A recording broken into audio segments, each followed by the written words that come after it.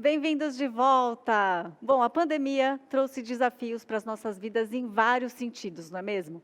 O isolamento e o distanciamento social fizeram a gente repensar várias questões. E para falar sobre esse tema e explorar os medos e as esperanças no Longe Viver, a gente vai receber novamente a jornalista docente da PUC São Paulo e CEO do portal do Envelhecimento e Longe Viver, a Beltrina Corte. Beltrina? Olá! Tudo bem? Bem-vinda Oi, novamente. Mafeto. Pois é, estamos aqui de fato para falarmos, eu e a Vera Brandão, para falarmos do que aprendemos nesse período que foi tão desafiador, né? Então, Isso. o nosso tema de hoje, né, tempos, medos e esperanças no Longe Viver, é também uma homenagem a essa nossa fala, a uma perda que tivemos, né, agora em 2021, da queridíssima professora Suzana Medeiros, que foi uma mulher que nos inspirou muito nesse processo de Longe Viver em que eu e a Vera estamos, né? Então, talvez mais tarde a gente volte a falar um pouco sobre ela, mas essa nossa reflexão que fazemos aqui em voz alta é em sua homenagem, né? E, Mafê, de fato, de onde a gente parte, né? Eu e a Vera Brandão, né? A gente parte desse período lá em abril de 2020, né? Quando a gente teve início, né, a quarentena, e entre esses cuidados, né, com a casa, com o mundo do trabalho, com a pesquisa, porque a vida continuou, né? A gente começou também a fazer várias reflexões, né? Então, desse tempo de confinamento que foi imposto, né, a todos nós, né? E que, no primeiro momento, nós, como mais velhos, né, como nos sentimos ao percebermos que éramos o grupo, né, de risco, né? E que aí surgiram, né, os diversos memos, catavelho, né? Então, qual foi essa percepção? Que sentimentos foram aflorados nesse período, né? Então, a nossa fala, né, ela parte de duas grandes pesquisas, né, de escutas aos mais velhos, entrevistamos várias pessoas acima de 65 anos, né? A Vera, numa pesquisa mais específica com idosos da rede social, mais perto, mais próxima, né? Perguntando o que a pandemia representou, né? Foi um fator de risco, de fato? Só os velhos corriam risco? Qual o valor do velho, né? Qual é o nosso valor, né, nessa sociedade, né? E, por outro lado, também a gente escutou, nós participamos de uma pesquisa envolvendo 8 países da América Latina, aonde a gente tentou também apreender os sentimentos que a gente teve, né, nesse período da pandemia, né? E hoje, então, eu e a Vera estamos aqui vai ser um bate-papo, né? A gente fez meio que um jogralzinho, né? Mas a gente traz aqui essas reflexões em voz alta mesmo, dessas escutas que nós tivemos dos outros e de nós mesmos, porque a gente também vivenciou esse período, né? E a gente vai estar aqui falando sobre esses tempos pandêmicos, em tempos existenciais mais alongados, né? O que sentimos, o que enfrentamos, né? E o que esperançamos, né? Então é um pouco a nossa fala, né? E aí, claro, né? Como apresentando aí a Vera Brandão, que é uma Era isso mesmo, eu ia apresentar a sua convidada aqui, a pedagoga e doutora em Ciências Sociais pela PUC São Paulo, editora da revista Longe Viver e coordenadora pedagógica do Espaço Longe Viver, a Vera Brandão. Falei tudo certinho, Vera? Bem-vinda! Então, e a Vera, né, Vera, Será que a é uma Vera tá parceira. escutando a gente? Tá, eu acho que ela só Ah, tá falta sim. liberar o microfone. Ótimo. E E, Vera, você está nos ouvindo? Só para ficar mais no centro da tua fala, da imagem, Vera, porque a gente não está senão te a vendo gente não legal. enxerga. Coisas do Isso. online e coisas do ao vivo. São coisas Beltrina, que a eu gente... vou passar a bola então para você, para eu seguir esse bate-papo aí, esse painel, que vai ser uma delícia. Obrigada, viu? Eu volto já já. Tá bom, Mafê, obrigada, tá? Então, Vera, eu acho que a gente pode iniciar o nosso bate-papo, aí, as nossas reflexões, né? E a gente também, né? Nesse momento, a gente aprende também a estar no mundo online, né? Você vai para a esquerda, a tela vai para o lado direito, isso faz parte do estar nesse mundo online, né? É Mas, verdade. Vera, eu queria assim, né? Como a gente conversou, né, das nossas pesquisas, né, que você um pouco trouxesse para nós, né, para quem está aqui assistindo, né, quais foram, né, de você poder elencar, de fato, os principais medos que todos os nossos entrevistados tiveram e que foram os principais nesse período, né? Assim, tentando também, como eu diria, associar, né, que são medos que também fazem parte desse período da nossa existência mais alongada e que a gente pouco espaço temos para podermos conversar a respeito, né? Então, acho que esse é o momento que nos permite também estar aqui, né, na Longevidade Expo Fórum, também podendo falar, né, dessas reflexões, né? Você pode, então, contar assim para a gente? Pois não. Me avisem se eu sair do foco, viu? Porque eu me mexo, às vezes eu não percebo. Essas coisas da modernidade, às vezes não... A gente está acostumado a trabalhar de um outro jeito. Então, às vezes, a gente faz alguma falhinha. Vocês me avisem, né? Bom, realmente, assim, é interessante fazer uma consideração, né? Nós somos pesquisadoras, trabalhamos na área do envelhecimento há muitos anos e tal, e é muito interessante que essa fase da pandemia, ela nos pegou assim, de um modo muito forte, tanto pessoalmente, porque somos desse nicho de risco, né? Nós somos idosas, né? Eu muito mais que a Beltrina, mas somos do mesmo grupo.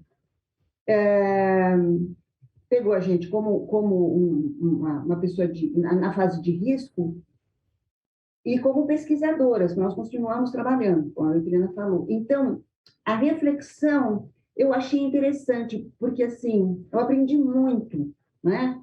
Eu sofri, como todos, essa questão do isolamento social e ter que me adaptar aos trabalhos online, dar aula e fazer mil coisas online, que não era uma coisa habitual para a gente, mas a gente conseguiu se adaptar e fazer isso. Mas, assim, então foi um processo muito rico de aprendizagem. Eu acho que, de um modo geral, como pesquisadora, eu acho que a gente conseguiu oferecer um bom material de reflexão para os nossos alunos, para os nossos leitores, para a sociedade, espero. Mas, falando por mim, foi uma grande oportunidade de refletir sobre o meu lugar como velha nessa sociedade que já meio que exclui, né? E tem a questão do ageísmo e tal, mas também como uma pessoa atuante, como pesquisadora. Quando eu sou pesquisadora, eu não tenho idade, pelo menos eu acho que não tenho. Porque, assim, você se envolve com um tema, você vai pesquisar, você vai estudar, e eu não vejo diferença entre a Vera pesquisadora jovem e a Vera pesquisadora velha. O interesse se mantém, a capacidade de reflexão se mantém, as articulações que a gente faz se mantêm. Então, plenamente, eu estou, assim, me sinto plenamente capaz intelectualmente. O que, às vezes, não combina com o corpo, porque a sua cabeça funciona muito bem, e o seu corpo não é que está funcionando mal, mas não funciona do mesmo jeito que a cabeça. Então, esse descompasso é uma coisa interessante. Como nós ouvimos pessoas nessa faixa etária, foi bem interessante ouvir, então, essas diferenças de percepção da velhice e do impacto da pandemia na velhice. Então, a gente sentiu como velho, e no meu caso, eu também, como pesquisadora, mergulhei nesse campo de estudos, né? Beltrine e eu, né? Só assim, Vera, a gente pode dizer, né, que quem estuda o envelhecimento, né, a gente acaba, a gente é atravessado por isso, não tem como, né, porque a gente se torna objeto desse próprio estudo, né? Então, acho legal da gente estar aqui elencando quais foram esses medos e como nós também percebemos esses medos, né? Sim, sem dúvida. Então, assim, o que a gente percebeu, né, que essas pesquisas todas, a primeira pesquisa, que foi uma pesquisa mais compacta, que foi uma pesquisa, assim, mais de pergunta e resposta. Então, eu mandei o questionário para uma rede de relações que a gente tem, pessoas que a gente conhece em comum, e amigos e tal. E depois teve a grande pesquisa, que envolveu 400 e tantas pessoas, que as perguntas eram mais compartimentadas, mais dirigidas, mas tinha uma parte da pesquisa que a gente perguntava sobre os sentimentos, né? Então, eu vou abordar essa interface que eu fiz entre as duas pesquisas, né? Que eu falo mas sou eu e a Beltrina, viu, gente? Tudo junto, misturado, tá? Então, assim, na pesquisa mais profunda, que as pessoas puderem escrever, vieram todos os sentimentos que vocês podem imaginar. A questão do tempo, esse tempo que parece que a gente perdeu. Outro dia eu pensei, mas a gente perdeu o tempo? Para o velho, isso é uma questão, sabe? Porque, assim, por exemplo, eu vou falar de mim, porque eu acho que reflete um pouco uma geração que gosta de fazer as coisas que eu gosto de fazer, de viajar, né? A gente não pôde viajar, nem para ir para a praia, nada. A gente não podia sair, que era a coisa mais recomendada. Eu fiz isso e não tive nenhum problema. Mas eu pensei assim, outro dia eu pensei isso. 2 anos sem viajar. Eu tenho uma filha que mora fora do Brasil, então são 2 anos sem ver a minha filha, meu neto, meu genro, a família dela. Enfim, é uma perda? De uma certa maneira, sim. Agora, tinha jeito? Não. Então, é uma perda, aconteceu. Então, não sei se é o jeito que eu encaro a vida também, né? Isso é um modo de pensar. Deu? Beleza, vamos aproveitar. Não deu? Se a circunstância não permite, a gente não vai fazer o que a circunstância não permite. Então, eu vi isso também nos meus colaboradores da pesquisa mais ampla, que reclamavam de não poder viajar, de não poder sair, de não poder ver o neto, dessa restrição, né? O pessoal dessa faixa etária que está ainda ativo fisicamente e tal, gosta muito de sair, de ir ao cinema, de ir ao teatro, de assistir show, de jantar fora, essas coisas do dia a dia do nosso lazer. Então, isso fez muita falta. Agora, o que fez mais falta foi realmente o contato com a família, para todos nós, eu acho, né? E aí eu me incluo também porque estou sem ver a minha filha e meu filho, que mora no interior, também quase não tenho visto. Então, também senti a mesma coisa. E aí, assim, quando eu perguntei quais eram os medos, né? Acho que os medos também eu senti como uma coisa mais ou menos comuns, assim, né? Os medos que vinha. Bom, primeiro o medo da morte, que eu acho que é o grande... Primeiro que é o grande medo, né?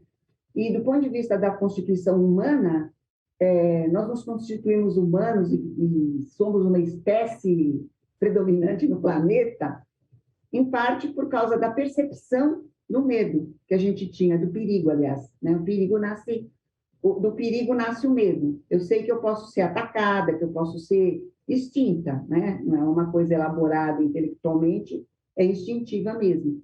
Então, o humano se constitui nessa coisa, vida e morte, desde o início da humanização, né?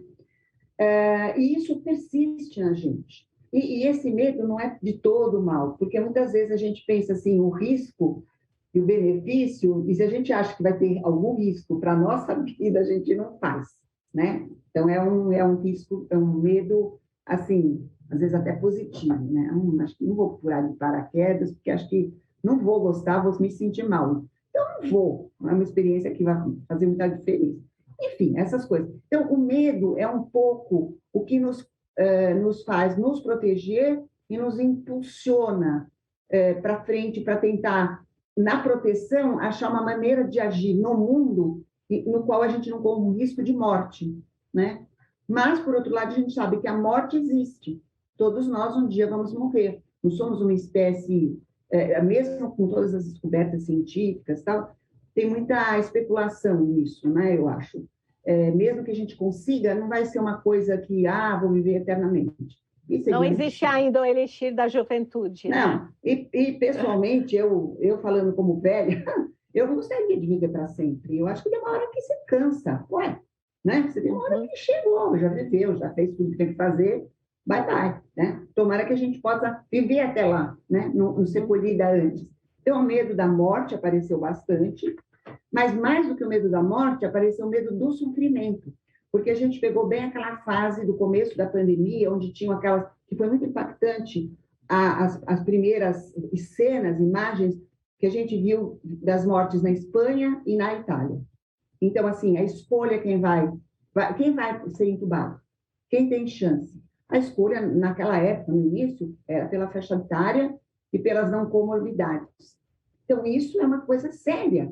Você fala assim, puxa, mas tudo bem, um velho e um jovem, você escolhe o jovem, mas a gente que está assim, ainda na plenitude, achando que a gente já tem o que viver, por que a gente vai ser excluído? Por que a gente tem que estar nessa lista?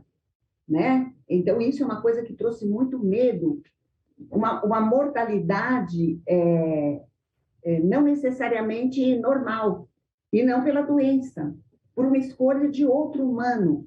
Essa é uma questão muito séria, que dá para discutir outras coisas em outros tempos, mas foi o medo que apareceu na pesquisa, né? Então, aí vem o medo do sofrimento, que era o próprio medo do sofrimento que a gente via nos hospitais, né? Aquelas cenas horrorosas, né? Que geraram muito medo para todo mundo, mesmo quem não era idoso, né?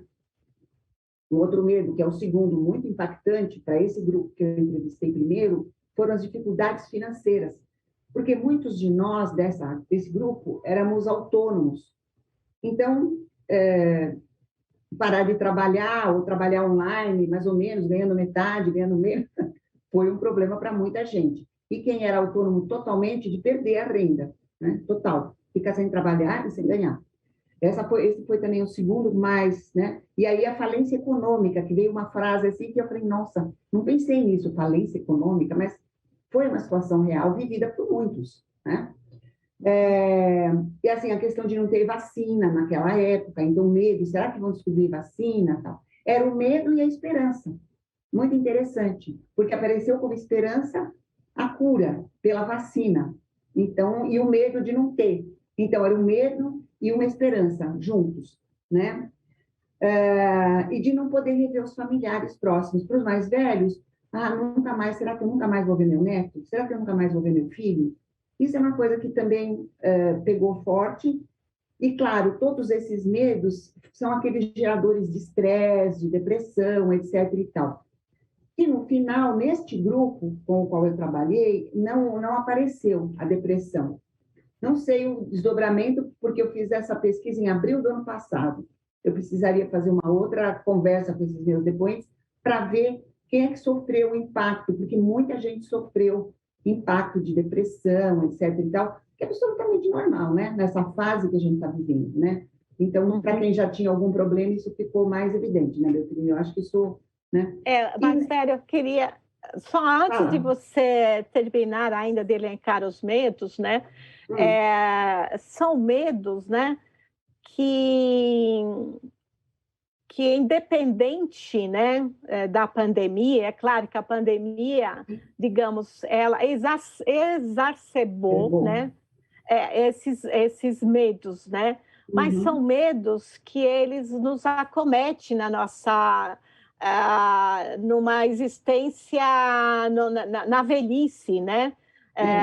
Eu acho que a pandemia ela radicalizou, né, esses sentimentos, mas eles perpassam a nossa existência. Então, acho que eu gostaria assim, de reforçar como esses medos fazem parte também, né, dessa etapa da vida e como conviver com eles, né? Exatamente. Essa questão quando a gente fala do medo da morte, não é só os velhos que têm medo da morte, os jovens também. Porque, assim, eu acho que a vida é um risco, né? Constante. A gente está sempre em risco. Uhum. Então... A Odete fala isso, inclusive, né? Uma das entrevistadas, né? É verdade. E a Odete foi uma das entrevistadas desse grupo inicial, que ela fala muito assim, quando ela vê aquelas imagens que, principalmente no início, que foi muito catastrófico, aquelas filas de caminhões com caixão, né, que a gente viu, caixões, que a gente viu na Itália e na Espanha, que foram os mais que impactaram a gente aqui no Brasil, as imagens, né? E essas imagens são poderosas, assim, dá um, né, choque. Ela falou assim, a Odete, ela é psicóloga, tinha 82 anos na época da nossa pesquisa, ela perguntou assim, diante de tudo isso, eu pergunto, qual é o meu valor? E aí, eu acho que claro, era uma pergunta específica naquele momento, mas eu pensei assim, essa é a pergunta que o velho se faz na nossa sociedade, qual é o meu valor? Quem está trabalhando e está nativa, como o nosso caso, por exemplo, a gente talvez sinta menos isso, porque a gente não se sente, assim, entre aspas, excluído, porque a gente está trabalhando, está envolvido, faz alguma coisa. Mas quem já está, por exemplo, aposentado, e que já está em casa, que está dependendo da aposentadoria, às vezes de ajuda de filhos, às vezes os filhos perderam o emprego, aí o velho realmente, assim, o que eu estou fazendo aqui? Qual é o meu valor aqui? Eu só estou dando gastos, estou dando trabalho. Isso é um impacto emocional brutal para qualquer pessoa, principalmente uma pessoa que já sabe que está numa fase mais fragilizada da vida. Então, quando ela perguntou, quando ela responde a pergunta com a pergunta, qual é o meu valor?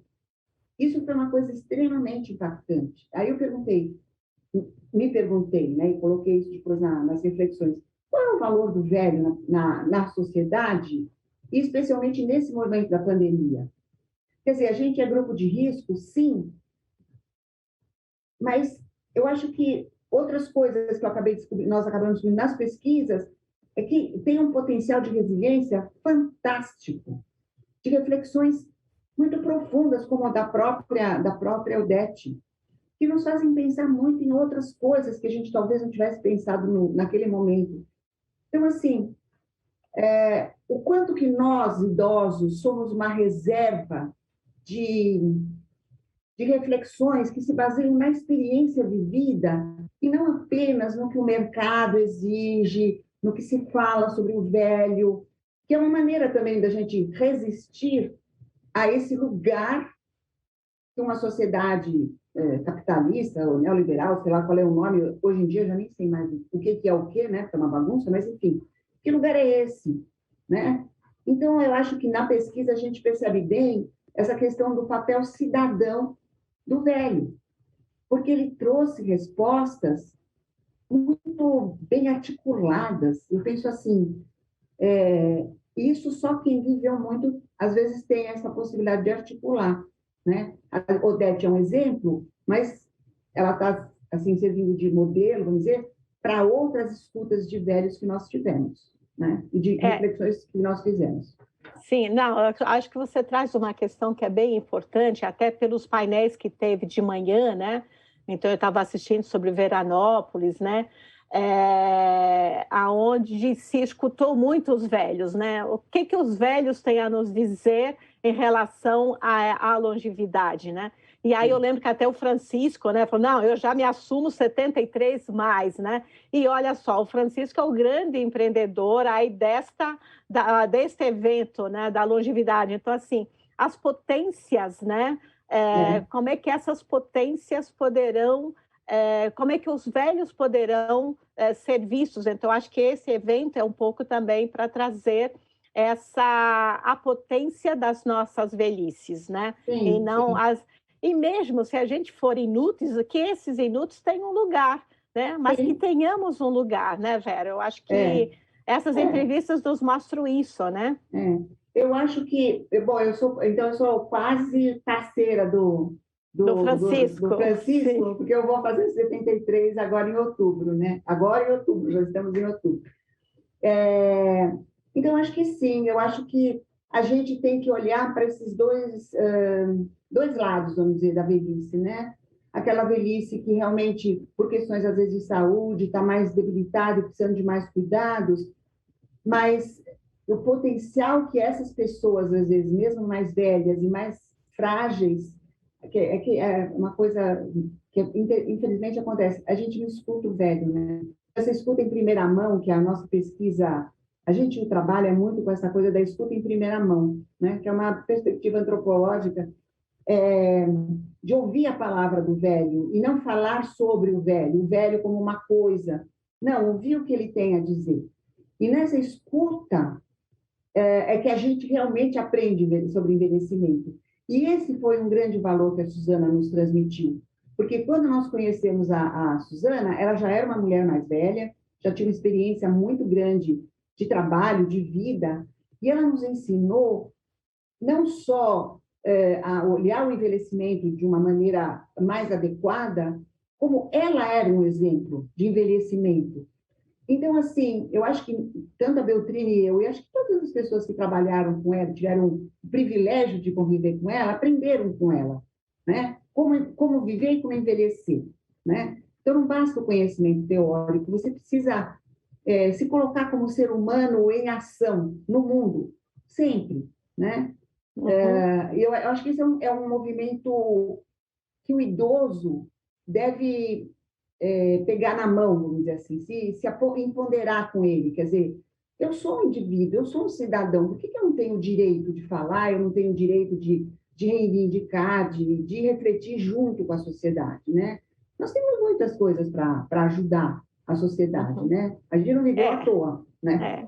Então, vamos trazer, Vera, assim, ante essa avalanche toda que foi e que está sendo ainda a pandemia, né? Quem Sim, sim, sobreviveu, né? Que nós estamos aqui como pessoas privilegiadas mesmo, sim, que sim. sobrevivemos a essa, né?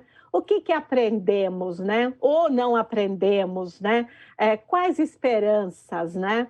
Você fala muito do esperançar, né? Então, assim, Isso.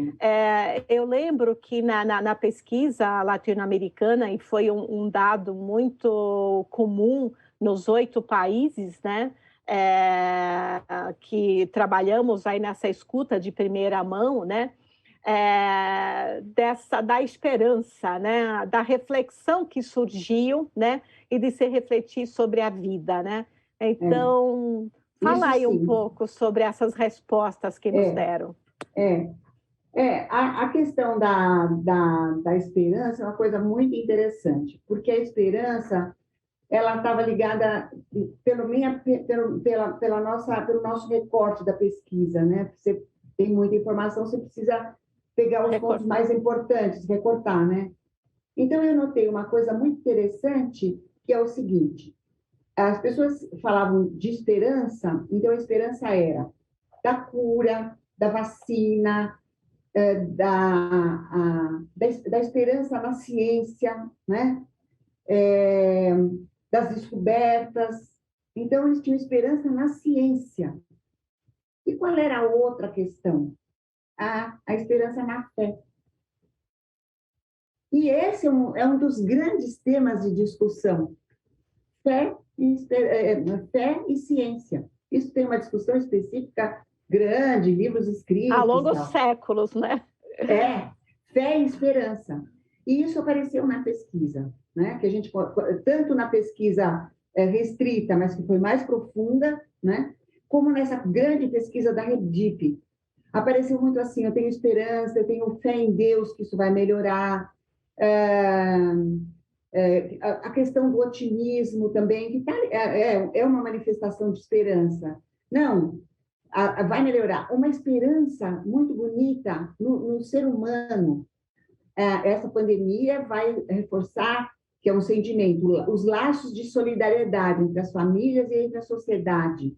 E uma pessoa falou o seguinte: quem sabe não podíamos nos unir num grande pacto solidário mundial pela preservação da vida, porque a pandemia, ela é um retrato claro desse impacto da nossa vida no planeta. O que nós estamos fazendo com esse planeta que nos foi dado para habitar? Nós estamos destruindo o planeta, quer dizer, a espécie humana. Isso está claro em todas as pesquisas, em lives, em vídeos, onde vocês quiserem procurar. Nós estamos acabando com a possibilidade de vida na Terra. Então, veja que ideia bonita dessa nossa colaboradora. Quem sabe façamos um grande pacto de solidariedade mundial. Até eu pensei, putz, essa é uma grande utopia. A utopia, ela é utopia enquanto ninguém se mexe para fazer alguma coisa em relação a ela. Ela pode deixar de ser uma utopia. E eu acho que frente aos perigos... Mas a utopia também, ela pode nos guiar, né? Exatamente. Ela é o caminho, ela é o horizonte que nos guia, horizonte, né, Vera? exatamente. Então, eu penso horizonte. assim, tá evidente os riscos que nós corremos como espécie humana. Não está na hora da gente parar de briguinhas e pensar no nosso bem-estar comum? Tem uma encíclica do Papa, desse Papa que está agora, Papa Francisco, que ele fala muito bem, fala sobre a Terra, a nossa casa comum. O que nós estamos fazendo com isso? Né? Então, acho que assim, tem micro-reflexões para o nosso dia a dia, para a nossa posição frente à vida, frente aos problemas, e essa catástrofe foi uma coisa nunca vivida pela nossa geração, então nós realmente fomos altamente impactados, né? Toda a sociedade, o mundo todo. Mas o que a gente pode, então, ter esperança? Né? Tem os desafios desse tempo que se passou, que parece que a gente não viveu, mas a gente viveu e teve experiências e cresceu e mudou e se empoderou de um papel social, inclusive nós velhos, né? Eu acho que isso foi bem forte.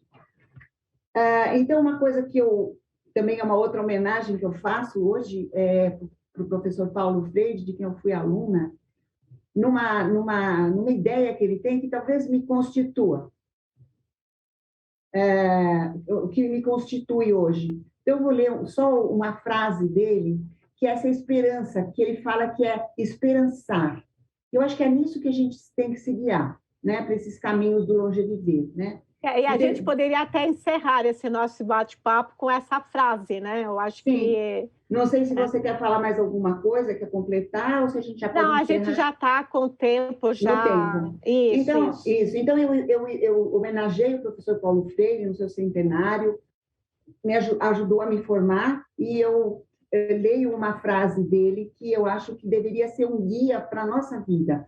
Velhos, jovens, a sociedade, né? E ele diz a seguinte: é preciso ter esperança, mas ter esperança do verbo esperançar. Porque tem gente que tem esperança do verbo esperar, né? E esperança do verbo esperar não é esperança, é espera. E a espera... Né? A esperançar é se levantar, né? Esperançar é ir atrás. Esperançar é construir. Esperançar é não desistir. Esperançar é levar adiante. Esperançar é juntar-se com outros para fazer de outro modo. Nós temos a ideia e as palavras para essa utopia a seguir.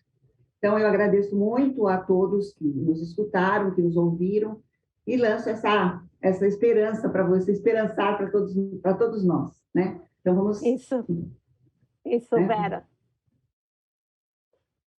Então, pode concluir. Falou. Tá bom. Então, conclua, Beltrina. Tá. Não, eu acho que esse verbo, né, esperançar, né, nos coloca em um movimento, né, Vera? A gente não fica parado, né? E é esse movimento pelo qual nós, né, que atuamos, né, no Portal do Envelhecimento, no Espaço Longe Viver, convidamos sempre a todos, né, para que nesse movimento a gente tenha também um conhecimento, né? Porque é a partir do conhecimento que também nos permite, né? Que é um grande pilar do envelhecimento ativo, né? Sim. Que nos permite, né, caminhar a esse horizonte, né? Que esse esperançar seja, e esse pacto, né? Que eu acho que você trouxe bem do que falou essa colaboradora, né?